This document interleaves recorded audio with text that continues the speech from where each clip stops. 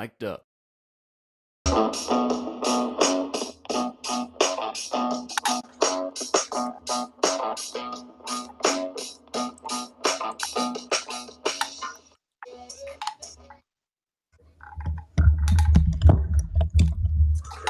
Hello, everybody. Welcome to Yankees Coast to Coast. I am your host, Adam Schneider, and these other clowns are with me. We've got our friend Michael Miller. I didn't realize I lost my status. Backed by popular demand. Remembered for his great wit, excellent skills on baseball, and of course his fantastic good looks. The great Dan Kramer.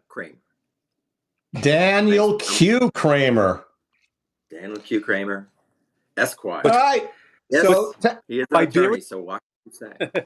Yes, 3 attorneys. Anyhow, just so you guys all remember the rules, since we took last week off because by popular demand we were asked to not do a show.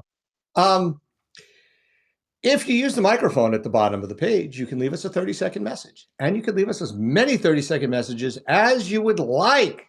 And we may or may not listen to them and play them on the air. But since we get so many messages, we generally do play them. Kramer! Yeah. How you doing? I'm fine. An economy of words. I'm fine. There he goes. We are not paying him by the word, so therefore he's not going to use very many. Nope. God. Guess who just texted me? Murray wants to download the app so he can listen in. Our friend Murray the Burnbaum. How did he get the information about the app anyhow? I told him I was over and just saw him a few minutes ago outside. He was jumping in the pool. He said, "Where are you going?" I said, "Gotta go do the podcast. Time for podcast." All right, so we do have at least 2 topics. 2. I know I told you guys there's no math, but we have 2 topics. The first is an Angry Miller topic that I picked, which is how is baseball not an Olympic sport, yet breakdancing is? And then we'll talk about that and other stupid Olympic sports. And then after that, we're going to talk about how you became a Yankee fan, or if somebody chimes in on why they became a fan of a different team, how did they become a fan of that particular team? And did they have a choice? Or did somebody scare them away from one team to the other? Kramer, not too close, please.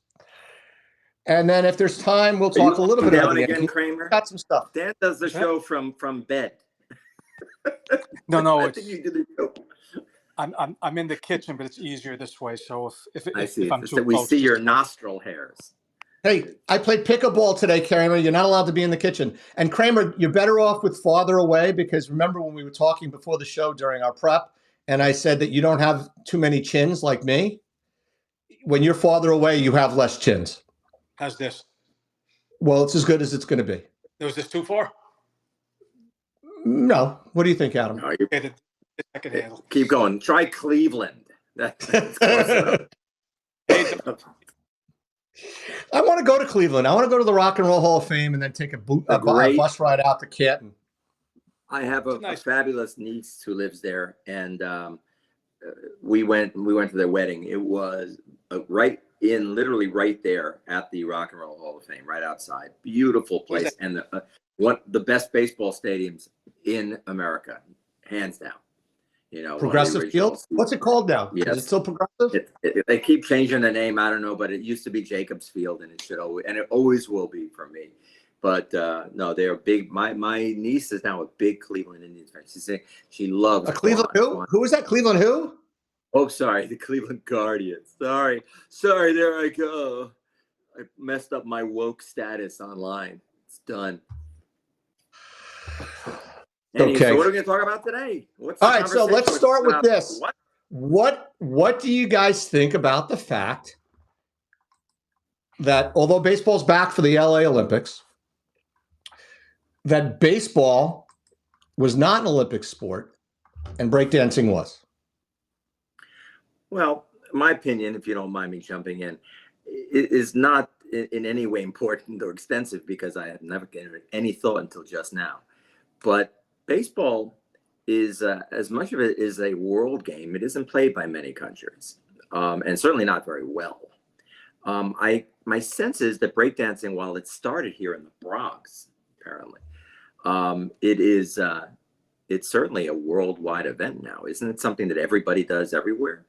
And does that make sense? Could it possibly be that it's something that can be done by anybody at any time, or is it really just only isolated to New York? Did you I don't know know. that? I'm asking.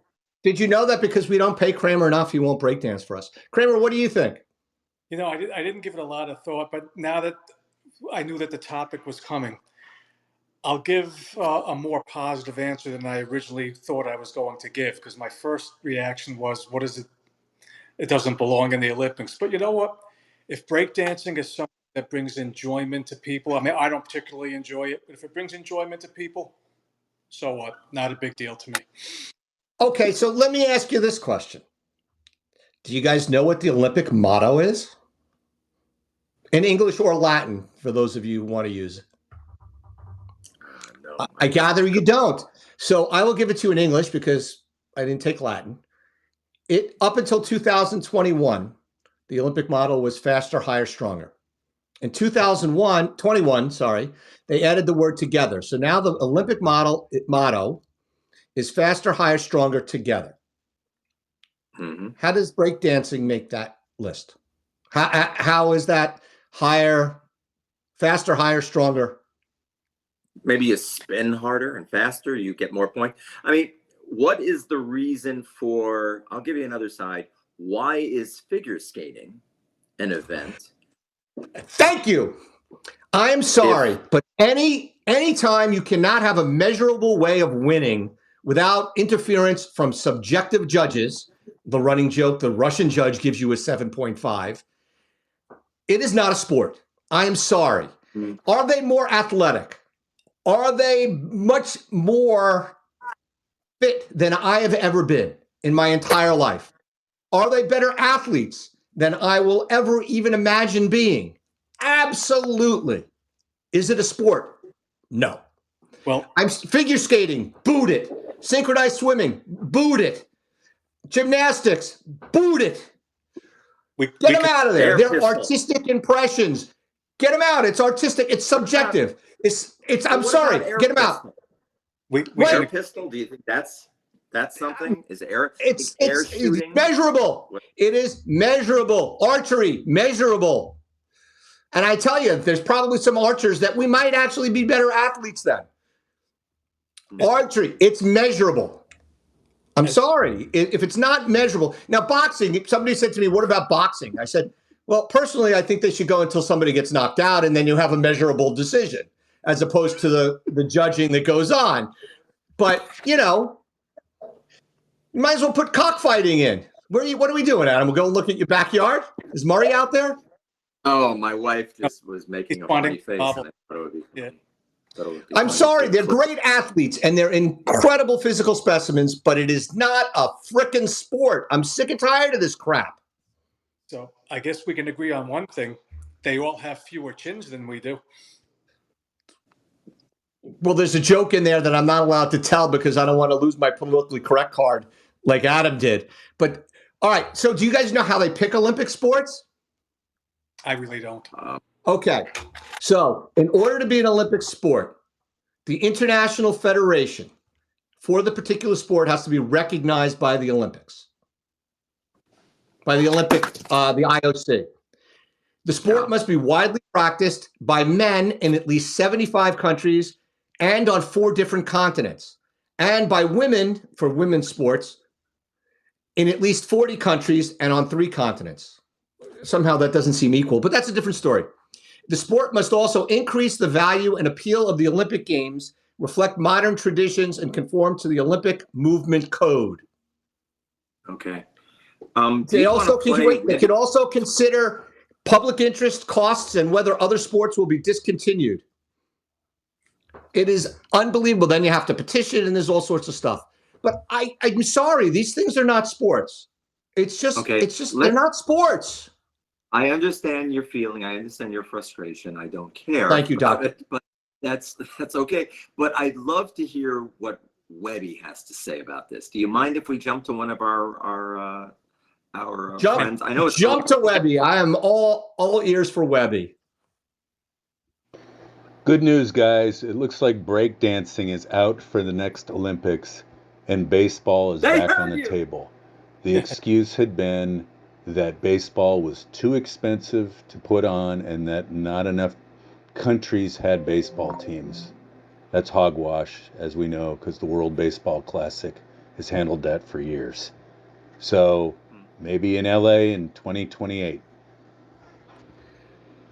I don't know that baseball makes the 75 countries though. Do you think?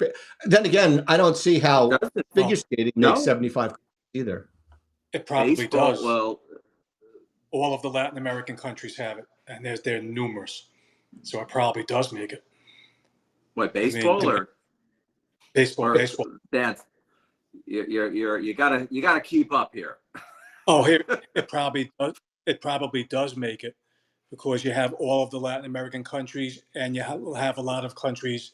I hope the word Asian is politically correct. I hope that's correct. You have a lot of countries there: Korea, China, Japan, and the Latin American countries: Dominican Republic, Venezuela, Mexico. I think you do make 75. Australia. Then how do you explain a couple of things? The Little League World Series, all of the teams from the European countries all come from military bases of United States military bases. And then when you go to the World Baseball Classic, you have anybody whose last name ends in a vowel can play on the Italian team.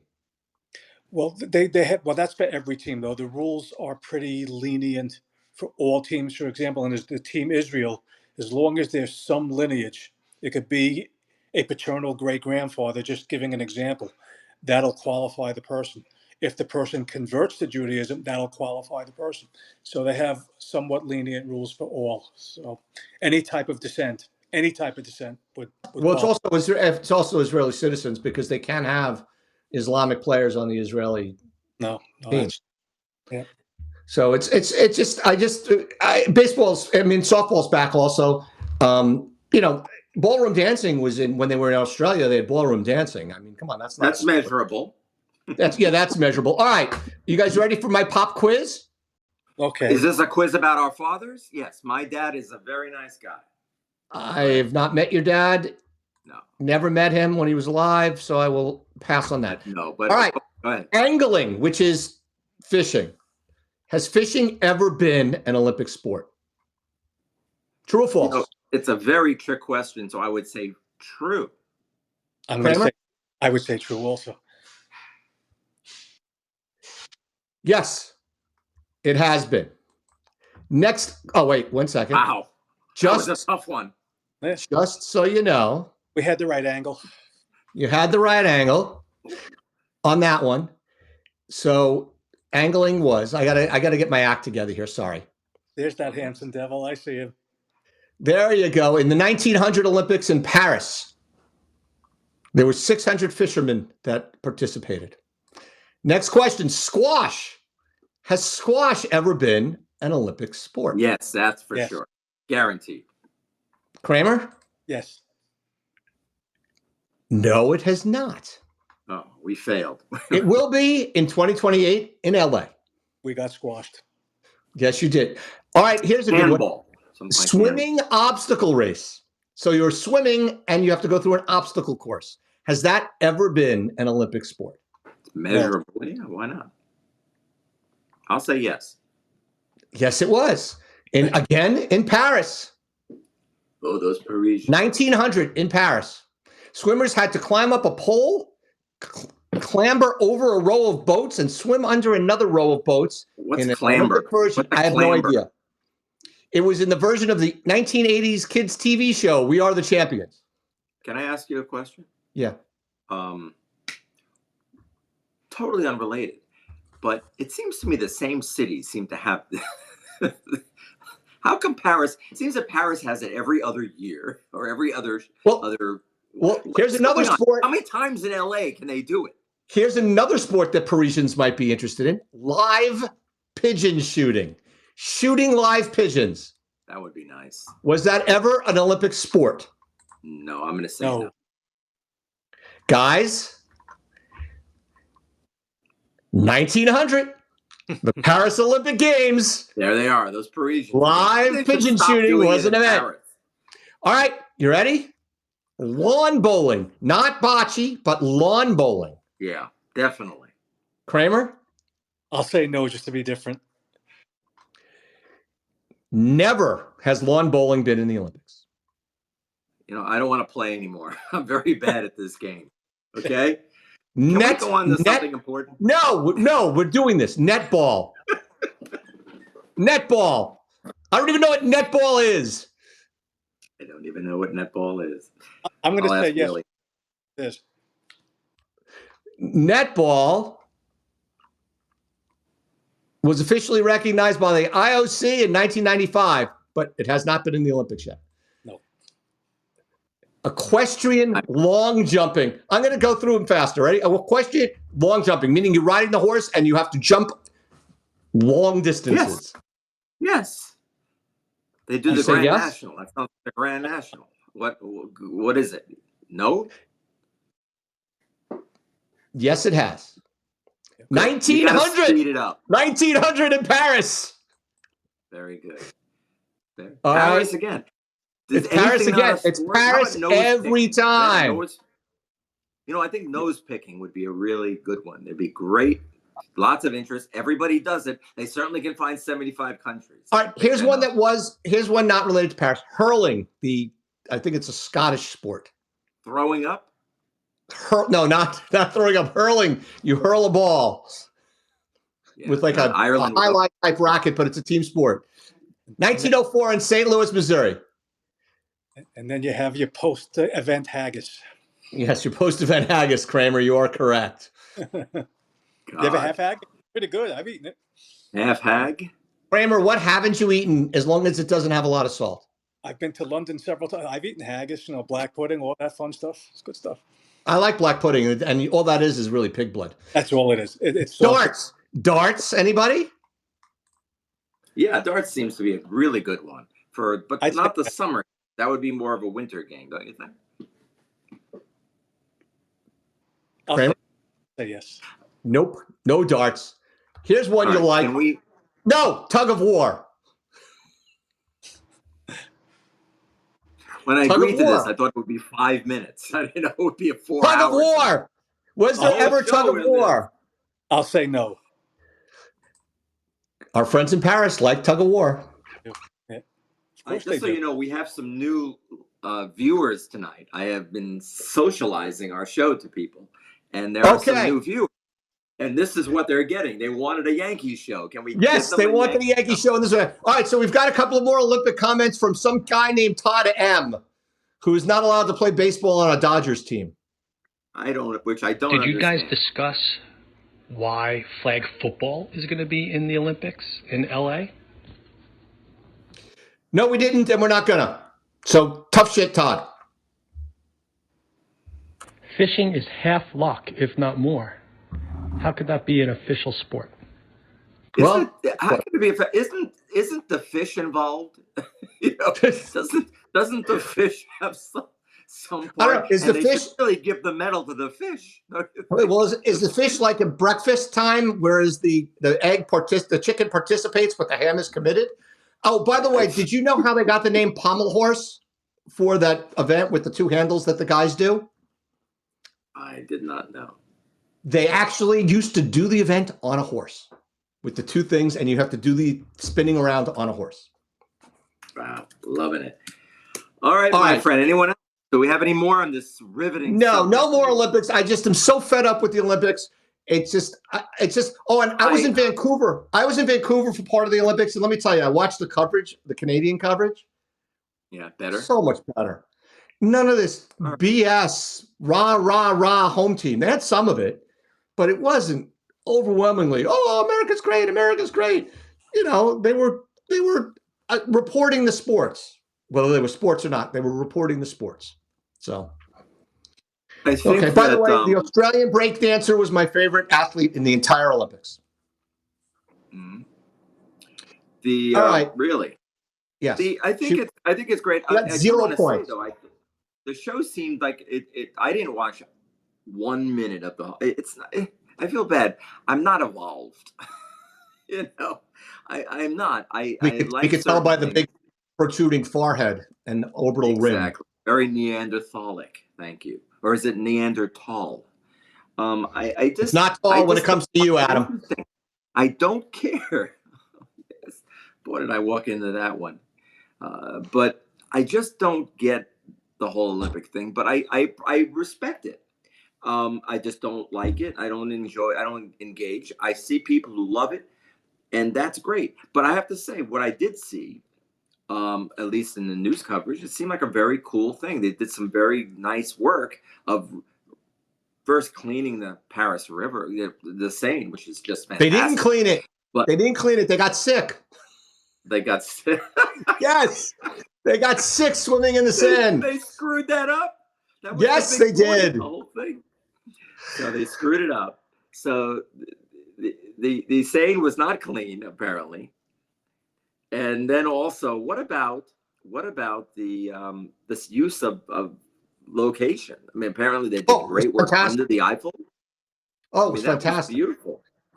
I agree. They didn't do think everything at the LA Coliseum like they always do in the United States. Everything's at the LA. The diving is at the LA. They throw in a little water, a little tub, and they jump off the tower. That's the LA event. Actually, LA's got the Olympics in 28, and the mayor came out and said it's going to be a carless Olympics. You're going to have to use public transportation. And all the, what are they called when they live in Los Angeles? The Angelinos? They all said, what public transportation? So it was very interesting. And they're not building any new venues for the 28 Olympics.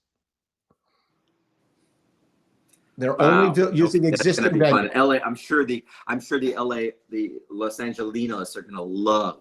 The Angelinos are just going to love life down there during that time frame. No cars. Okay, so off to baseball. Let's talk about I have one more thing. I have actually two more things. You ready? Rope climbing used to be in the Olympics, and speedboat racing used to be in the Olympics. And Kramer's favorite thing to do on a date, motorboating, was also a former Olympic sport. All right, so Kramer, sorry, we have to pause for a commercial interruption. So there's a new show on the Mic'd Up app, The Rovner Report with AJ Rovner. He's a broadcast journalism degree, so clearly he's got to be more articulate than the three clowns you're watching today. From Penn State, so he knows all about molestation as well. And a client services supervisor position with the New York Giants. Hey, a fellow employee of a franchise. AJ Rovner brings fresh viewpoints to the Mic'd Up platform. He's going to have an array of different guests on his show and plans to educate us all about his favorite teams, the New York Football Giants, the New York Rangers, and the Penn State sports teams. I'd love to get on there and talk New York Rangers with him because you guys are useless when it comes to hockey. Then the other shows that we also like to highlight are the highlights from Lowlifes. They have a show scheduled for next week where they're asking about the 5 fictional sports rivalries. While they drink their beers, they talk about a whole bunch of fun and exciting stuff. So that's our commercial break. And as we can for our show, you can listen into their shows live and participate earlier by leaving them a message. Our next topic for the day. How did you become a fan? You're a fan of. Did you have a choice? Kramer, how did you become a Yankee fan? I actually did have a choice. My father, rest his soul, was not a big sports fan so it didn't come from him. I didn't have any male relative that was a sports fan, so I was basically the first. So I'm just a kid, and I'm turning on the TV, and there was something about the uniform. The Yankee had the pinstripes on the uniform, and I just liked the uniform. Thank you, God. So I became a Yankee fan just like that. And my nephew was just turned 22, and I guess I'm the influence on him, so he's a Yankee fan as well. But it was the uniform, really. That nothing else. I mean, so your nephew didn't have a male influence either, is what you're saying? Oh yeah, exactly. Yeah.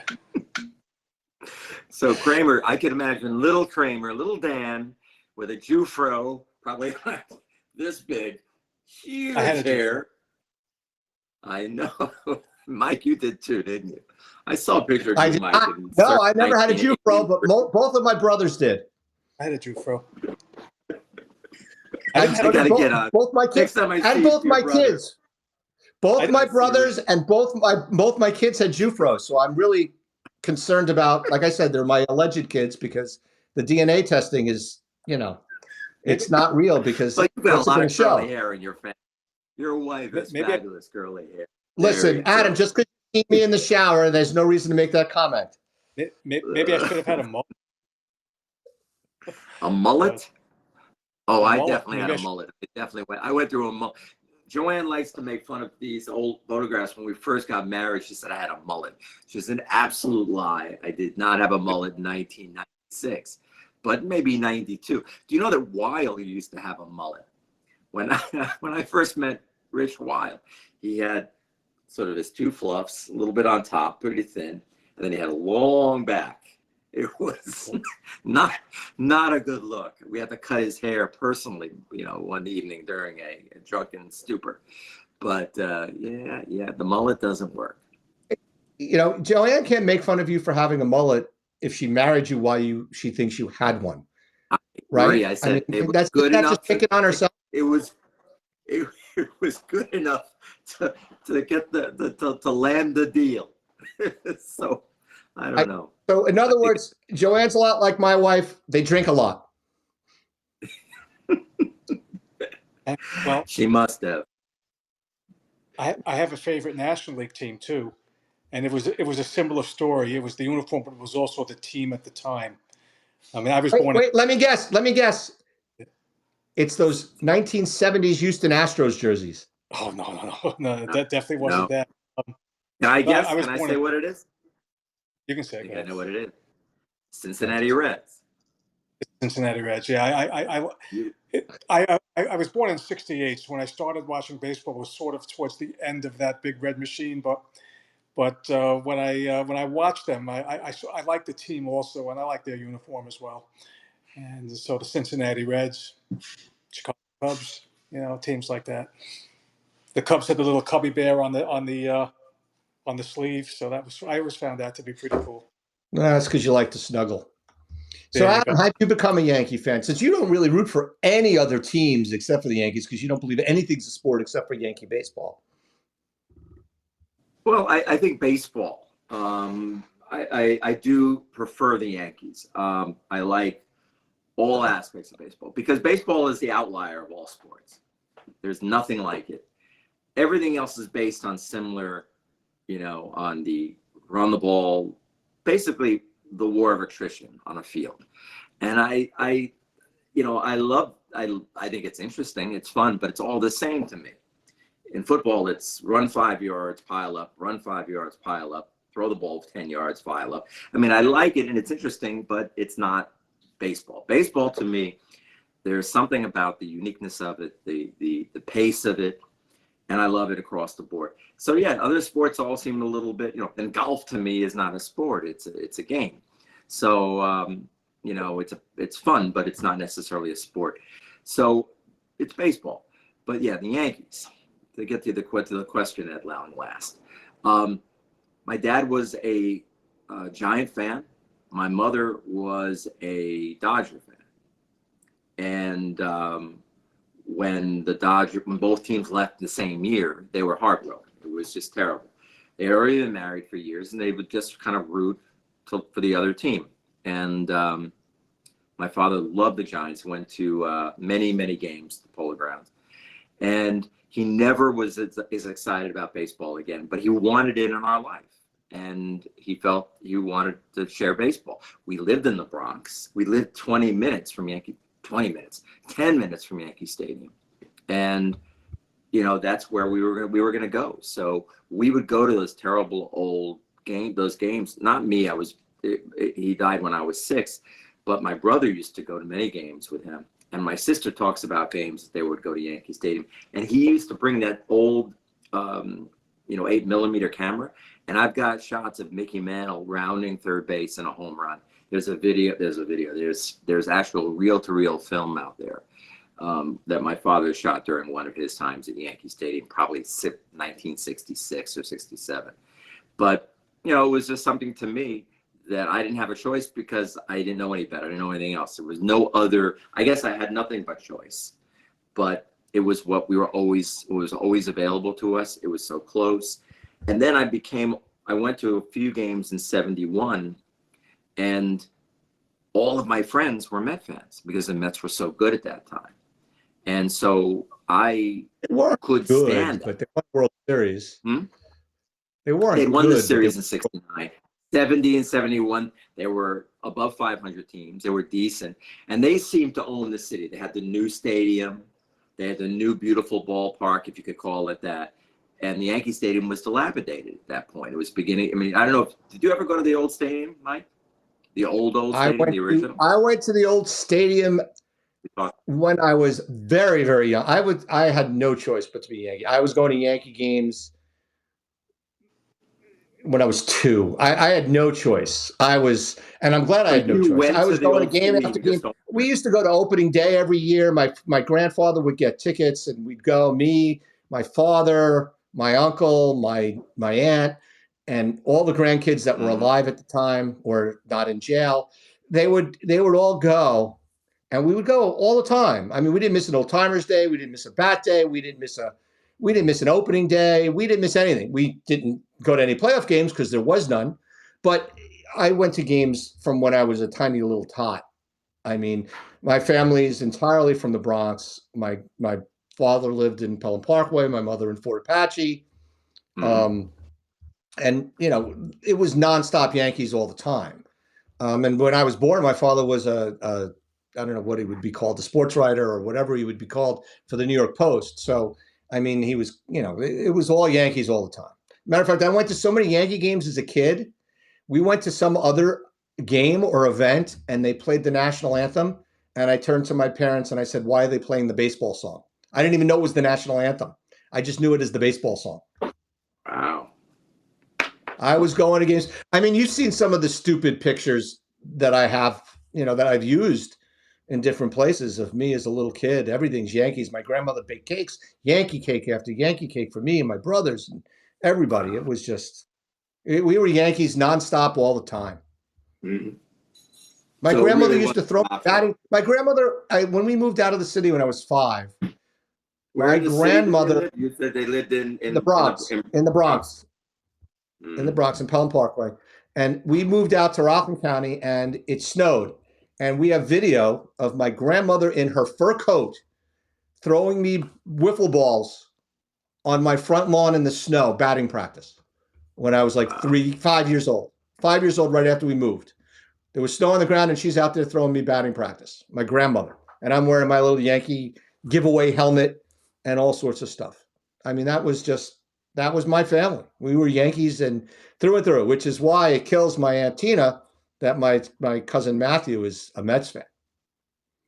Because he was a Reggie Jackson fan. That might be the more interesting question. He was a Reggie Jackson fan. He's younger. He's a lot younger than us, even younger than Kramer. How did he wander from the herd, so to speak? He was a big-time Reggie Jackson fan, 77, 78, and he was a big-time Yankee fan. Oh, see where this is going. And then when the Yankees let Reggie go, he became a Met fan. His dad's a Met fan, so he went to the Mets. And that was it. It's a bone of contention in that family, as you can imagine. Wow, that's yeah, there's no choice. There's no choice in our family. No choice. So let's see. Webby chimed in. I didn't even know Webby was the fan of this team. Here's Rob Weber. Surprise. My favorite team is the Cubs. I became a Cubs fan because I grew up on the north side of Chicago.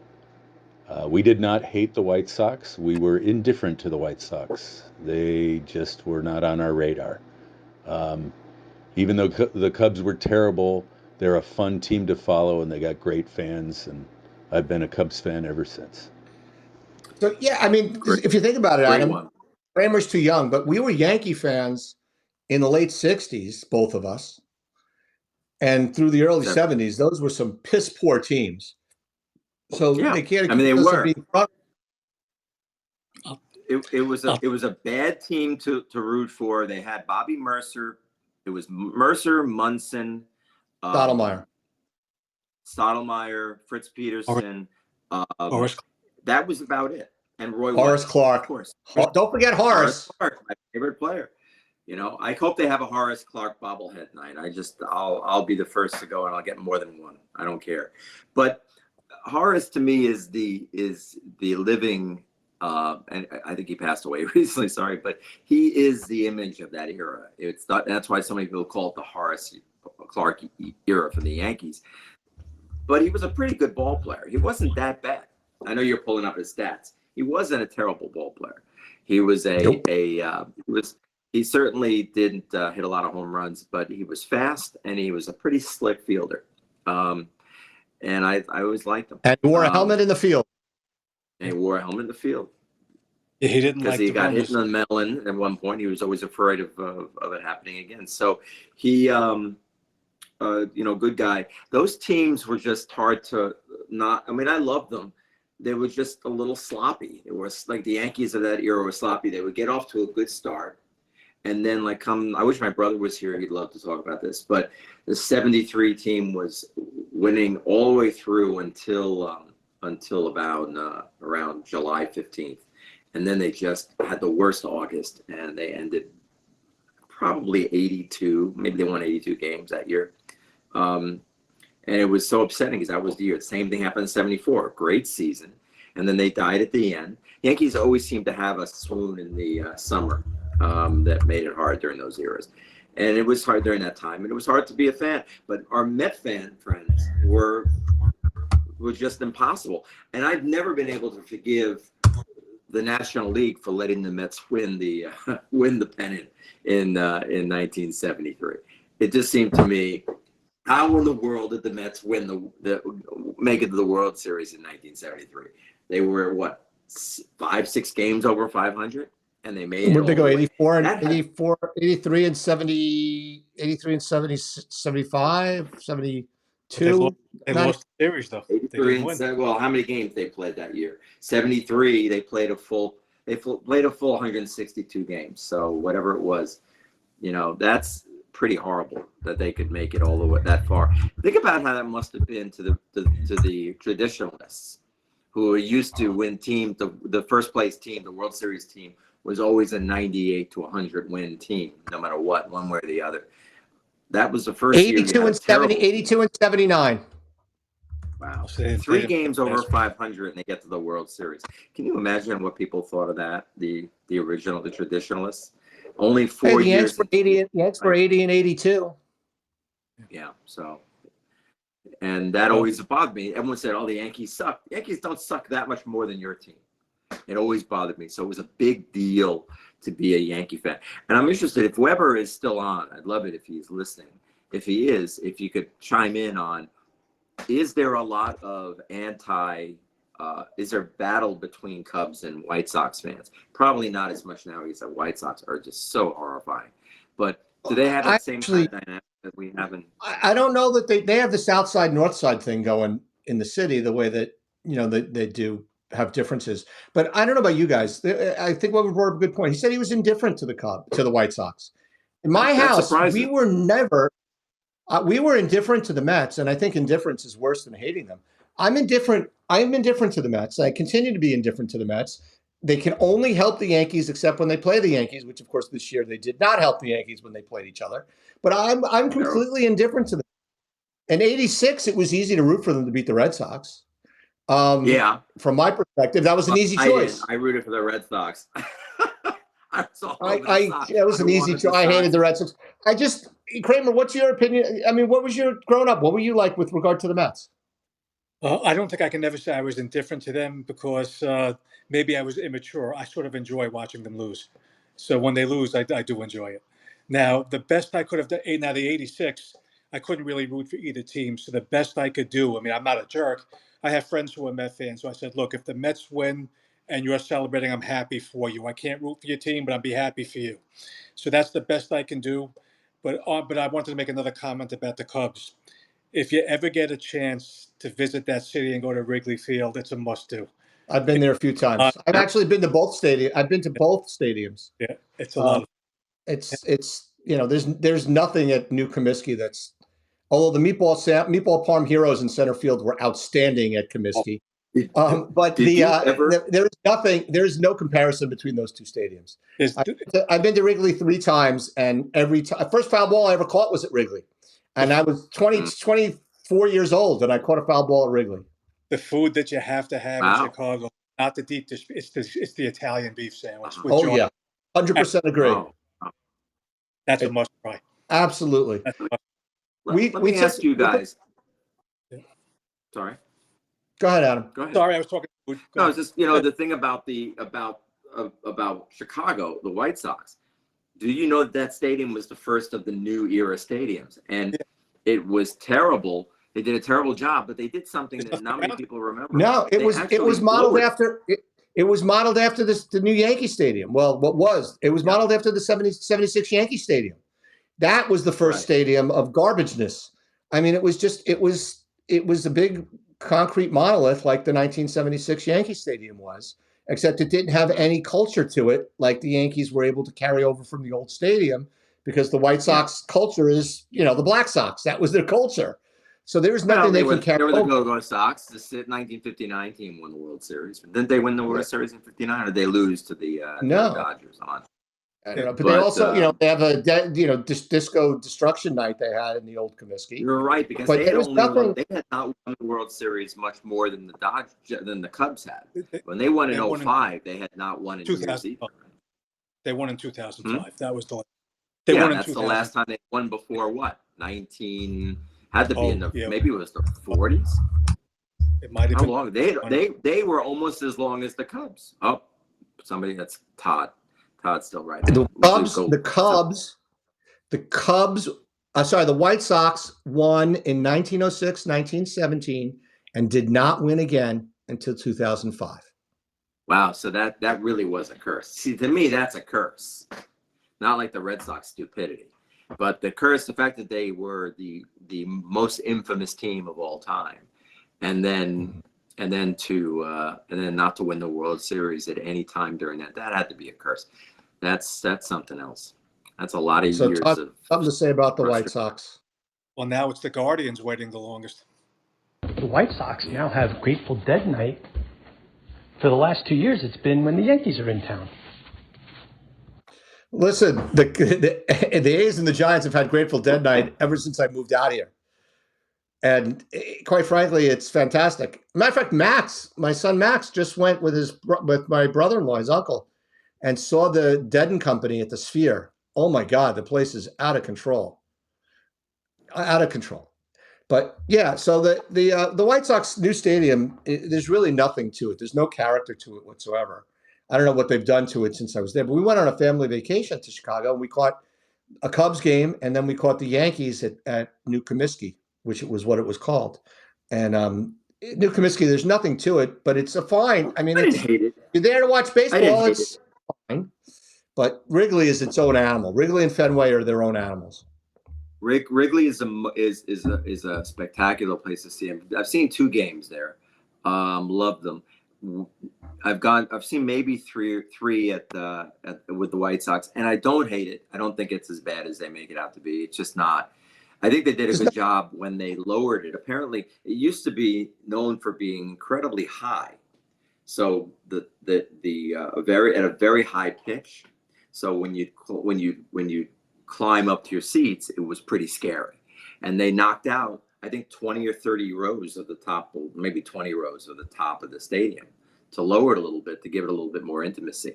I don't know if it worked, but it seems like one of the worst things about the new Yankee Stadium is the fact that they couldn't build it up as much as they had to do wide. I mean, you're so far from the field if you're not in the lower bowl. It's just disgusting. They can't do that anymore. I guess they can't. There's certain building requirements, so they can't do the overhang anymore. And Kramer threatened them with a lawsuit, I think. Was that you, Kramer? You ruined it for all of us. Yankees will never be the same. We'll never have the home field advantage because of you. Yes, because of Daniel Q. Kramer, Esquire. Listen, wait. When you look at this, all right. So look at mine. The bat. I lost the bat somehow. What on earth is Kramer doing with his hands there? What is that all about, Dan? What is going on there, Dan? You look like you're preparing to take a leak. If we do it from this direction, Kramer, you look very Steinbrenner-esque at Tampa, don't you? Yeah. Oh, that's the shake at the end, right? Anyhow. Let me tell you, that should be a new Olympic category, bobblehead shaking. Yes, I can't see how it's not. It's just, I think we could compete in that. Yeah. Can I ask you guys a question about No. About the current baseball team? I mean, what do you? I was good. I was gonna transition to that. Go ahead, Adam. It's time. I'm just wondering what your thoughts are on this team. I have a very strong opinion of what's going on, and I'm wondering what you think. Well, I'll tell you right now, if I have to listen to one of these stupid announcers talk about how bad the Yankees are against left-handed pitching and refuse to call out DJ, to call out Torres, to mention the Stanton typical injury, and to call out Volpe as being completely inconsistent, that's why the Yankees are bad against left-handed pitching. It has nothing to do with the lineup being too left-handed or too right-handed. It has to do with the fact that DJ's hitting below the Mendoza line. Torres stinks to high heaven most days. The guy has a 10-game hitting streak where his batting average is below 250. And Volpe, every 2 weeks can't hit the side of a barn. And Stanton, of course, had to miss his 10 weeks. It's just, I don't want to hear about this Yankees have trouble with left-handed pitching, asking why. That kills me. But the other half of it is this. Why is Peraza up and not playing? It's ridiculous. DJ's hitting less than 200. Torres, he had a 10-game hitting streak. Woo! But he's terrible. And never mind the fact that in a close game, they better take his ass out. They better take his ass out defensively for Peraza, because I'm sick and tired of watching his lazy butt. And how is he so slow? He couldn't beat that ball out the other day. It's ridiculous. He's the worst athlete on the team. Stanton's a better athlete. Here's another point. I don't know why they have reluctance to bench him. He's not going to be the future. He's not going to be on next year's team. Well, do they think that Peraza can't hit 236 and play better defense? That's what I want to know. Is why won't they play? That's the problem. They like him. They like him. They like him. They like Torres? He's actually Torres is very beloved in the clubhouse, and that's what's incredible. I was surprised to find that out from a friend that we met, who will be nameless, but somebody we talked to about the team who is close to their, who knows them, works with them on a daily basis. And the idea was that he said that the guys are he's very, very loved in the clubhouse, and that the team appreciates him, and that they're not doing anything. They're not going to trade him. They're not going to sign him. That's a different story. I don't think they're signing him. And I certainly pray that they don't give him a qualifying offer, because he will take it. He'll take it just to have the 1 year, it'll basically be a reset in this. $20 million. Of course, he'll take the $20 million, and then he'll try to have a rebuild and have another year like this year. Think about the generational wealth that he's lost because of, his attitude. I mean, so much of what he is just off-putting on the field. Like, he doesn't seem to try very much. They don't hold him to it. The benching of him did really nothing. He's hitting I think they said that he's hitting in the last 15 games, hitting 279 through his hitting streak. It's a soft two. He's hitting two, but he's got his slugging percentage isn't that great. He's not doing that much of anything. So, his OPS in that period of time is about 900. Is 612. I mean, that's not so amazing for a Major League average is 714. He's got 15 games, including a 10-game hitting streak, and his OPS is less than Major League average. It's ridiculous. By the way, talk about generational wealth. What's the number that makes generational wealth? What do you have to make in your life to make generational wealth? He may already. I don't know. Just a lot That's more. That's what I'm saying, Kramer. Yeah. He's got $37 million in earnings already. Has it? I mean, and when the end of this year comes, don't feel too bad for him. He's going to get 3 of 45 or 4 and 6. He's going to get $15 million a year for 3 or 4 from somebody. I mean, he's making 14. He's making 14.2 this year. But I mean, why would somebody what does Luis Ariz make? How could you give him more money than Luis Ariz as a second baseman? I don't know what Ariz's free agency situation is, though. Ariz is a very interesting he's a bat-only player. He's not a terrible defensive player. No, he's not good at second. But Torres is. I think Torres is the worst second baseman in MLB.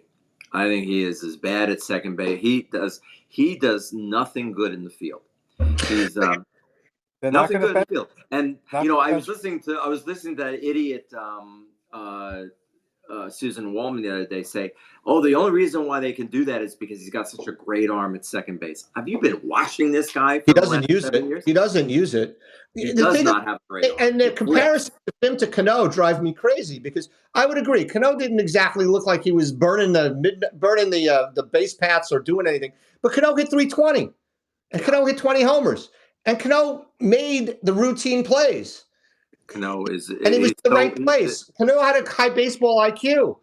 By the way, just so you know, Arise this year is making, holy cow, $600,000. Wow. I mean, what a 10.6. Sorry, 10.6, and he's arbitration eligible after this season and becomes a free agent in 26.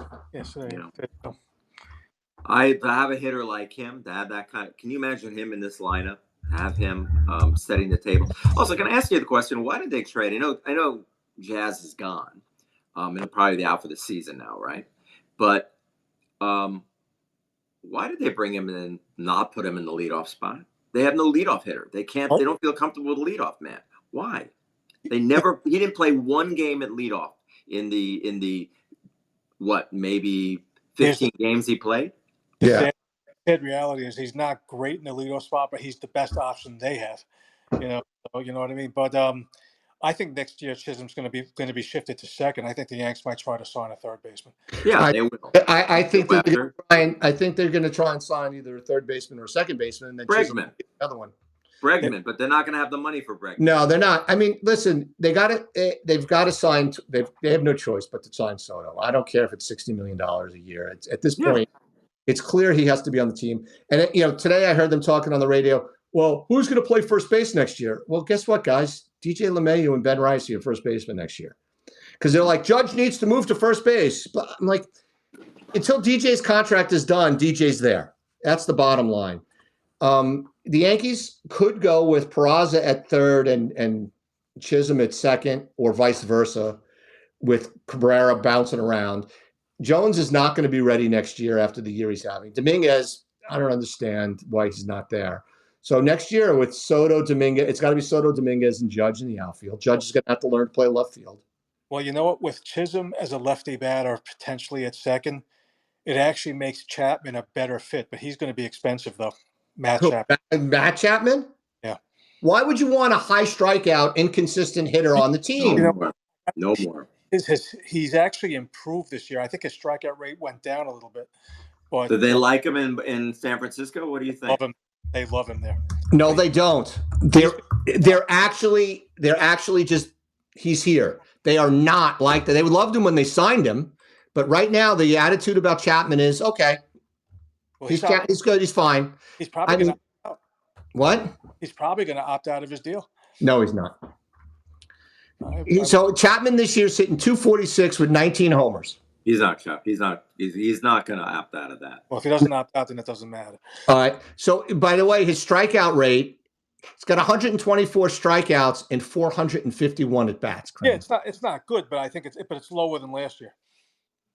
I have a line. Last year he had 165 and 509 at bats. Yeah, so it's pretty damn close, Kramer. It's a little lower. And his walk rate is a little bit up. That's different. His walk rate is up a little bit this year. But, I mean, his defense is there's no question about his defense or his attitude or anything like that. But I don't want him. I mean, I don't want him on the team.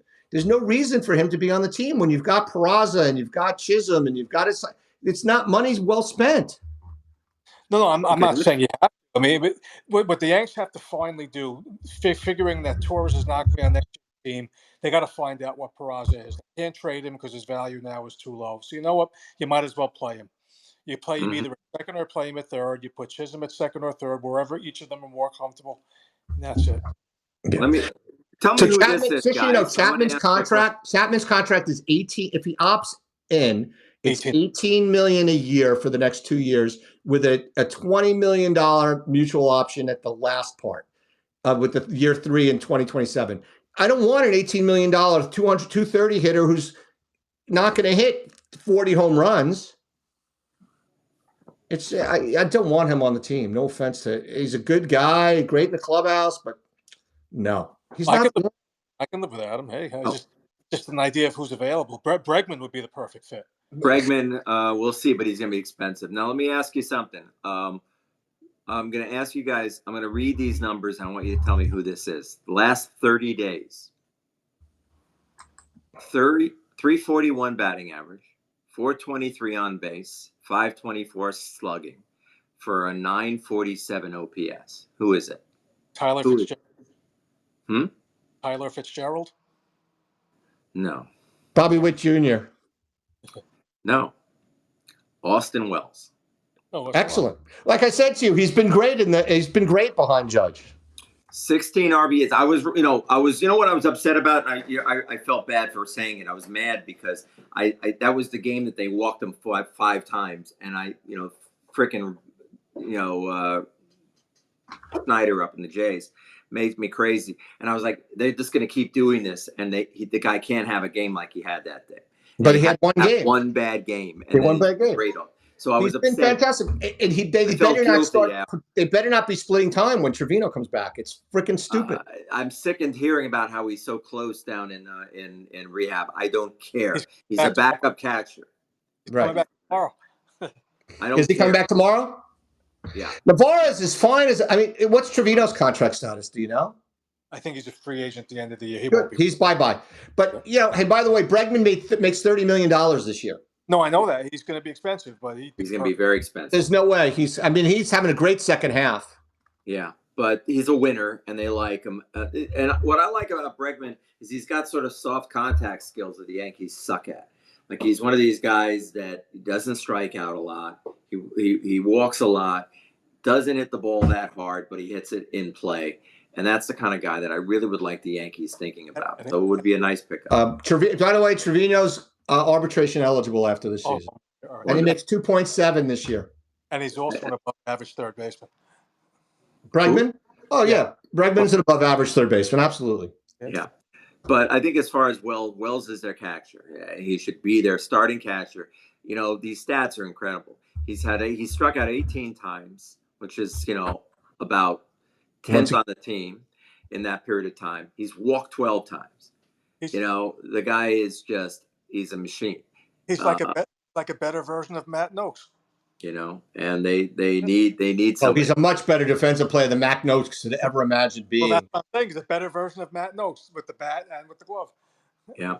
So anyway, guys, it's 7. I want to just do one more Bregman situation here. Okay. So Bregman's only a 260 hitter. The last 3 years, he's been a 260 hitter. His on base is very low this year. It's been in the 360s, but it's only 318. How's his strikeouts this year compared to his walks? How is he this year? Well, this year his walks are down significantly, and his strikeouts are pretty much at the same pace that they've been. But he's a clutch hitter, though. He's a solid guy. But you can't. Again, the Yankees. I don't mind the Yankees not spending the money on a third baseman. I agree. The money has to be spent on Soto. Yeah. All right. They're losing so much money off the payroll this year. It's. So here's a question of Alex Verdugo: resign or is he gone? Bye. Can't stand him. He's as great as he was in the first half and was all positive. I haven't seen him crack a smile since June 1st. He's exactly what he is. He's a below average major league offensive player. Just below average. He's been that way his entire career. Is he a good defender? Absolutely a good defender. No ifs, ands, or buts. He's a really good left fielder. But he is a below average offensive player, and he has been his entire career. Better than anything the Yankees have had in the last 6 years. All right, I have one question with our last minute I want to pose to both of you. What's the one thing that has to happen for the Yankees to win the World Series this year, in your opinion? I'll tell you. What do they have to do? They have to get length out of the starting pitching. It's going to be run prevention, because I'm worried about the lineup again against playoff pitching. they're going to have to get length out of the starting pitching. If the starters don't give them at least 6 every night, ain't happening. Well, I have a similar answer to Kramer, but mine's on the other end. They have to get lucky with the bullpen. I mean, they got Leiter, and obviously they got De Los Santos, but they're not an answer. They're gone. They're not. Santos is not an answer. I think I wrote this in our text string the other day. The Yankees have to totally redo the bullpen next year. That would be the place that I would spend the secondary money behind Soto, would be in the bullpen. Bringing back, although David Robertson's in a little bit of a slump, bringing back a guy like Robertson. If Chad Green shows he's healthy, bringing back a guy like that, guys that can perform in New York. I don't mind Hill, but he's nothing special. I mean, he's a lefty specialist when you can't really have that. I'm not Kramer, no offense, but I'm not worried about a left-handed reliever if the guys that they bring in have swing and miss stuff, which the Yankees don't have, so you need a lefty. But, I don't want them relying. Holmes has got to go, so they need a closer. I wouldn't mind them bringing in Scott, which then helps your left-handed situation. But the money needs to be spent in the bullpen, and more than anything else. All right, so you're saying what do they need to do next year? They need to do that. They need to get lucky with the bullpen this year, and the way they get lucky with the bullpen this year is doing exactly what Kramer said, getting length from the starters. Now, in the playoffs, you only really need 3 starters, maybe a 4th, which means somebody's out of the rotation. Well, I don't think you can take. Obviously, you're not taking Cole out.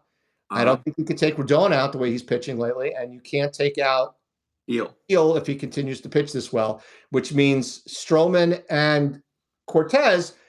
Well, guess what? Tell those guys, go out there and give me 3 or 4 innings, and then I'll bring in the other guy for 3 innings or 4 innings, and then you get your 7, and that gets you your length that you're talking about.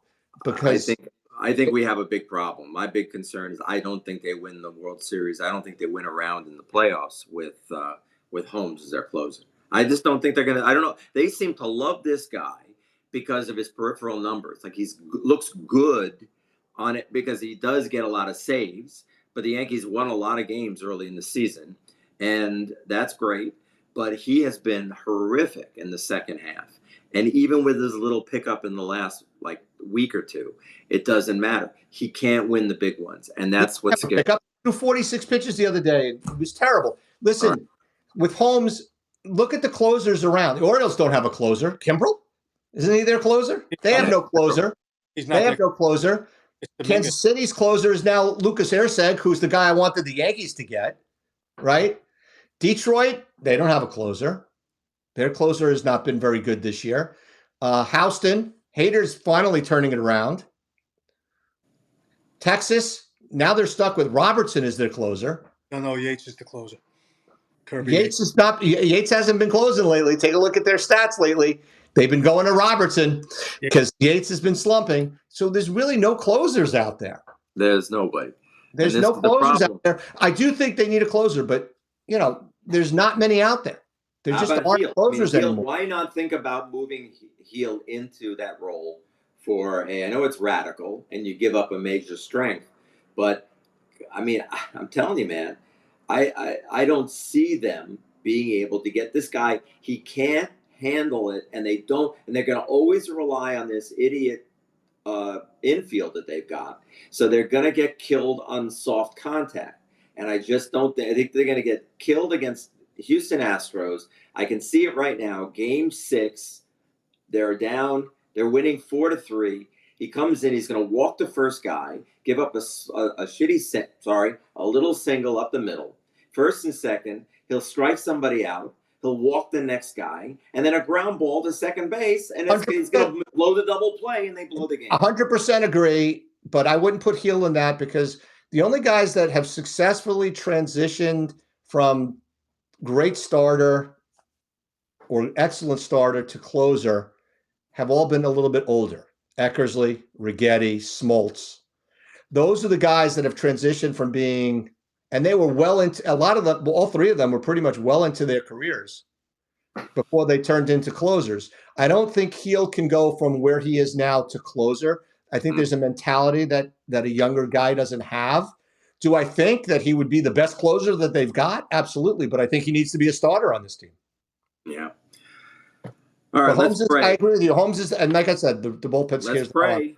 I'm not expecting it. I don't see it. I think that they made a major error in not signing one of the closers when they had an opportunity, and they've been way too comfortable letting this guy be their quote unquote stopper out there, closer out there when and they're not reading the facts, not looking at it, not looking at this. That's true. Hopefully the Astros don't get, the Astros starting pitching stays how it is, which is awful. And then middle relief is not good. They have two guys at the end of the bullpen, one of which is hurt. They have three. Who's the third? Abreu, Presley, and Hader. Abreu is good, but Presley's hurt. Presley's a free agent after the year, so that would be another interesting option. He's in, but he doesn't pitch well at Yankee Stadium, though. Yeah, well, we'll see. All right, boys. What a night. It's been a pleasure. We had a good show, I think. We covered a lot of stuff. We did. We will be back next week. We have no idea what we're going to talk about. But we are approaching, as you can see on my hat, it happened in Monterey. We will be doing a show from Monterey. I don't know if it'll be on Thursday night or Friday night. I would say we should change it that night and do a live show from the game itself, one of the games. Wouldn't that be fun? A live show during the game? Yeah. You could mic us up out on the field. That'll be freaking pathetic. We could do that, or at least one of the other games. We can while we're watching one of the other teams. Yes, while we're watching the other old fat men play baseball, we could probably do something. We can have a lot of fun. Some of our clown friends to participate and go from there. I don't think any of us on this, Adam, I don't think you or I could do as good a job remotely as Kramer did at camp. Nobody can. Kramer, you are a talent among men. And then on September 26th is a Thursday, and that is the last game at the Oakland Coliseum. Oh, I will be there, and we'll probably be doing the show remote from the Oakland Coliseum that day. So we'll get to see the death and destruction that goes on. Great things to come for all 7 of you out there listening. Thank you for participating. Todd Miller, we got to give that guy a special little thank you and a prize. Maybe send him a bunch of dead flowers or something just to thank him. I know how you could thank him, Adam. Let him play in a game on a Sunday. I got to tell you, if we didn't have 14 guys every week, he'd get in. That's what's getting me crazy. I never played on a team where everybody shows up every week. We've got no lives. Everybody comes home from their vacations to play baseball on Sunday. And if we were good, it might be something interesting, but we're not. But what can I do? We do try. Anyway, folks, have a nice day. Thank you. And good luck in prison.